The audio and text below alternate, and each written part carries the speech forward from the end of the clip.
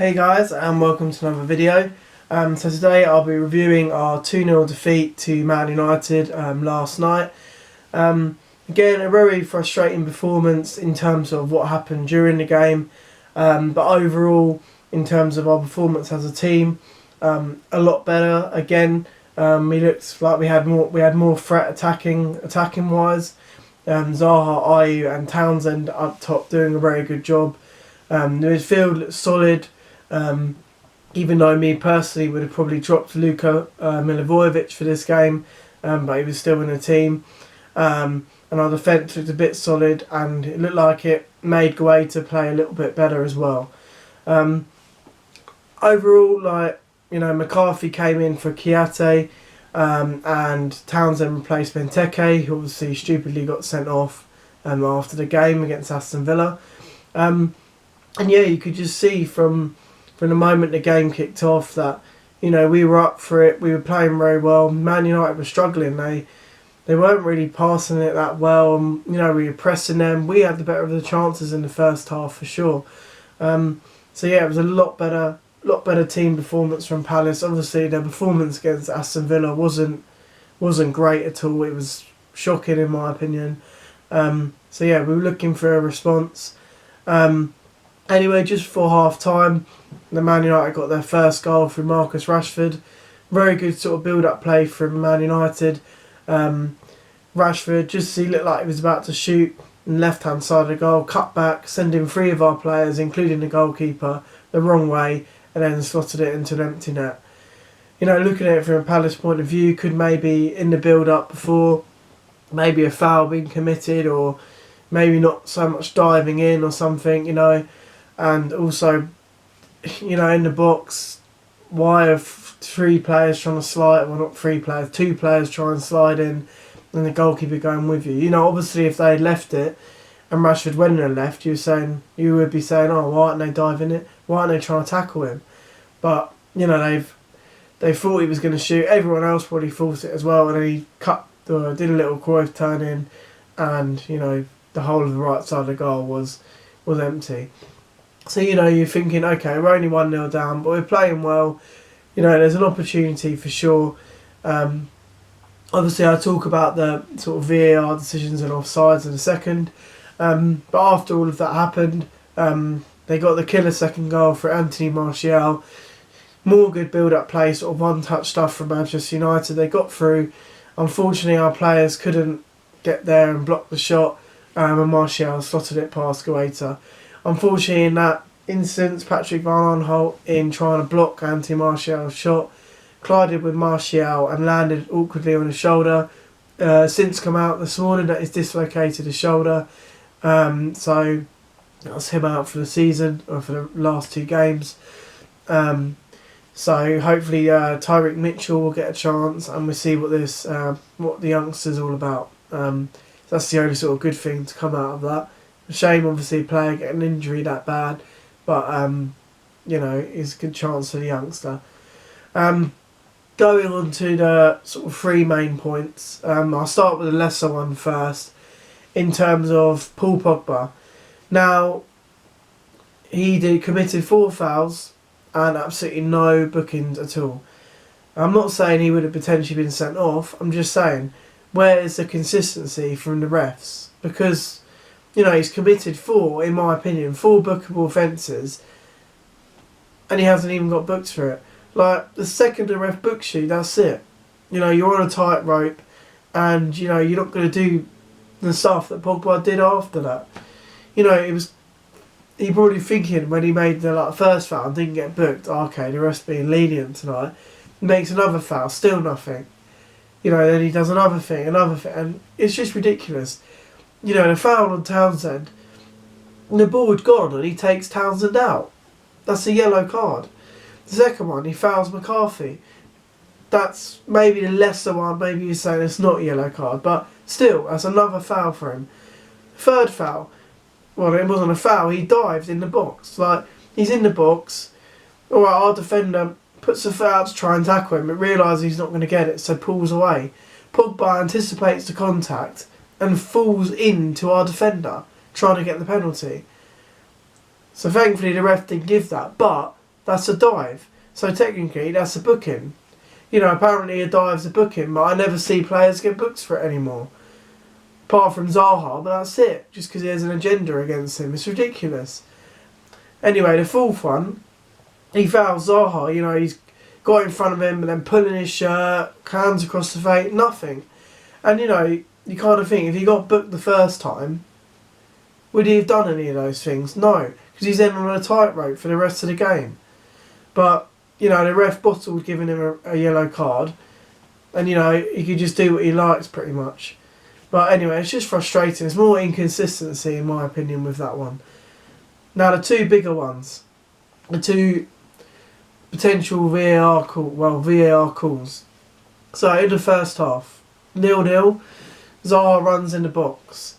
Does a step over, about to go past Lindelof. Lindelof comes in through the back of Zaha. Hits Zaha with his leg, or hits Zaha's leg, then gets the ball, and Zaha falls over. The ref doesn't give it, thinks Lindelof got the ball, and the play carries on.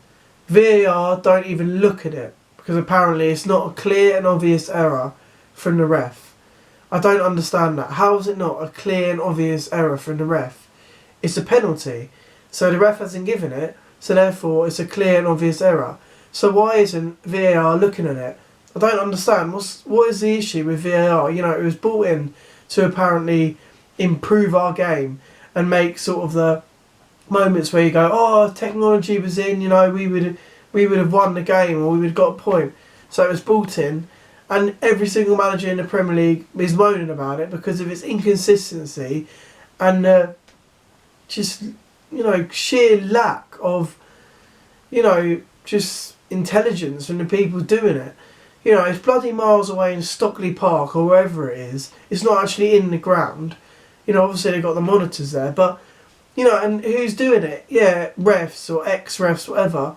And they're just crap. They just don't seem to understand. You've seen calls since the restart, more bad calls since the restarts happened. What have they been doing? Just beering it up outside in their garden and not actually practicing their VAR, how to use VAR. I just don't understand, because it is a penalty. I'm sorry, if that was a Palace player doing it to a Man United player, that would have been a penalty, and I would have said, yeah, that's a penalty to Man United. So I don't understand why aren't either one, VAR looking at it, or two, VAR going in the ref's ear. Oh, why don't you go over to the pitch side monitor? That's quite a contentious decision. Why don't you have a look at it and give your opinion? And then, alright, if he looks at it and still doesn't give a penalty, for me, alright, it's still frustrating, but, at least he's gone over it and used the tools that he's provided, to have a look at it from all angles. But I'm sorry, everywhere you look at it, it's a penalty in my opinion.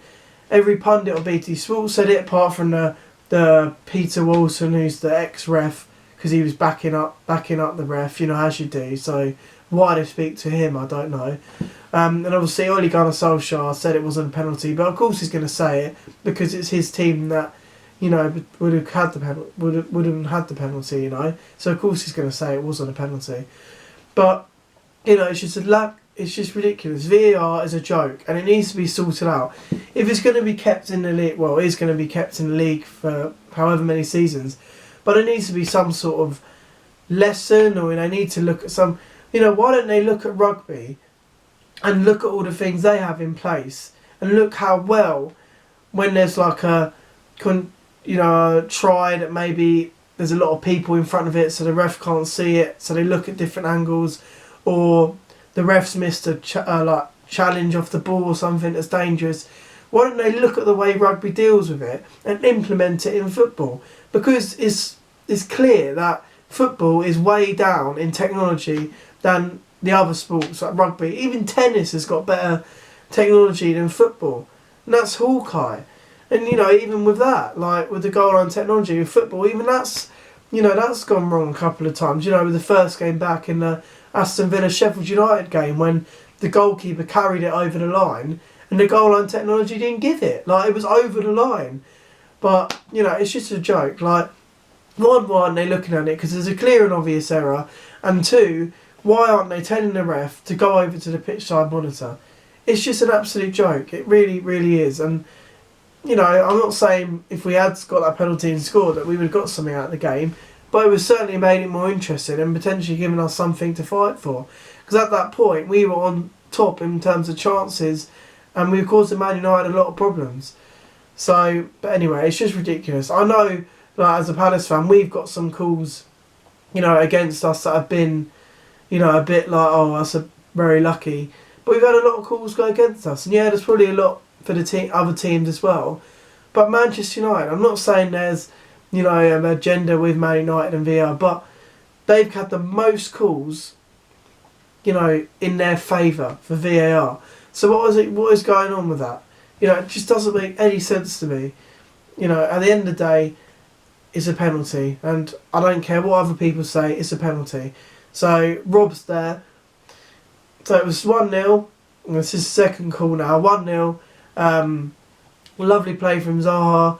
Squared across. And Jordan Ayew pokes it in and you think we've equalised. Celebrating. And yet again, VAR comes in. Is looking at an offside. Now, maybe, you know, it was a micro millimetre, whatever, minuscule offside. But you look at all the lines they're doing, right? And, you know, they got all these lines and measuring down Ayew, you know, along to Wan-Bissaka, who was a player that was potentially playing him on, whatever. Now, they had a red and blue line across, from the line, the whole way across the line with Ayew and Wan-Bissaka. Now, you look at it in the freeze frame, supposedly, this amazing freeze frame. You're looking at the blue line. Wan-Bissaka has his foot on the blue line. Ayew has his foot on the blue line. So that is onside. I just don't understand what part of him they giving offside. You know, because it can't be his arm because you can't score with your arm. I won't go into that because we had a flipping call disallowed for a handball that wasn't even a handball last match. But anyway, you know, Ayew is in line with Wan-Bissaka. So it's not offside. I'm sorry, if you're looking at it like that, and it's that close, supposedly offside, then surely you've got to give it in the striker's favour. I don't understand. In previous to VAR, Alino's not seeing that. So you give the benefit of the doubt to the striker in that situation. And even looking at it with all the lines and bloody whatever and bird's eye view, whatever the crap they bring in, Ayew is in line with Wan-Bissaka. It's not offside. So, again, two massive decisions gone against us. And ultimately, again, we played really well. We've had two massive decisions go against us. And we've come away with it with no points. You know, unfortunately, again, that's 6 defeats in a row now. And it's looking like, again, fizzle out to the rest of the season. We got Wolves on Monday and then finish off with Tottenham on the last day of the season. And I don't know, maybe we can get a point. You know, it'd be good if we could just stop the losing run before the season ends. Obviously, Wolves have got maybe an outside chance to get in the Champions League or at least consolidating Europa League place. Obviously, Spurs, they're trying to get in the Europa League. So yeah, we're unfortunately playing teams that have got something to play for. So yeah, a very frustrating game in terms of the decisions that went against us. Much better on the performance front. And yeah, let's just see what happens for the last two games. Tyreek Mitchell hopefully will get a chance, left back. Maybe bring in Perrick, maybe a few of the youth players. Give Luca a break, drop him, put him on the bench, and bring him, just play McCarthy or whatever. And yeah, let's just see what happens. See if we can get any points out of the last two. And then it's a massive sort of transfer window for us. Obviously, with all this COVID going on and everything, it's going to make it very difficult in the transfer window with funds and everything. But, you know, maybe there are some good players, you know, in the foreign leagues or the Championship that we can maybe get on the cheap. If we can get rid of some of the deadwood out of our club, you know, frees up some wages and some transfer fees, whatever. And and then go again, because it's not been good enough to be in the position we were when the season got suspended, and where we were after winning that Bournemouth game to where we are now. It's just not good enough. And I know our owner knows it. I know Hodgson knows it. You know, and the players probably know it themselves. But yeah, it's just not been good enough. And yeah, overall, let's see what it's been a. If you look at our sort of points total, yeah, it's been a good season on that front. But if you see how it's panned out and the way it's panned out, there's frustration there. Anyway, guys, thank you for watching. If any Palace fans stumble across this video, do you agree with me with the 2 big calls that went against us? What do you think about the performance? Do you think it was a lot improved? And do you think we can get anything out of the next 2 games against Wolves and Tottenham? And do you think some youth should come in? Do you think Mitchell should start in the next game against Wolves? Any Man United fans stumble across this video, do you agree with me on the 2 decisions? Do you think they were the right call for your team? Or do you think if that was your players in that situation, there was a goal and a penalty? What do you think? Do you think you'll get top 4 as well? And what do you think you need to do in the transfer window to take you to the next level? Or do you think the squad you got is good enough? So anyway, guys, the next video will be on the Wolves game, which will probably be on a Tuesday or a Wednesday. So please like and subscribe, and I'll see you in the next video. Take care, guys, and goodbye.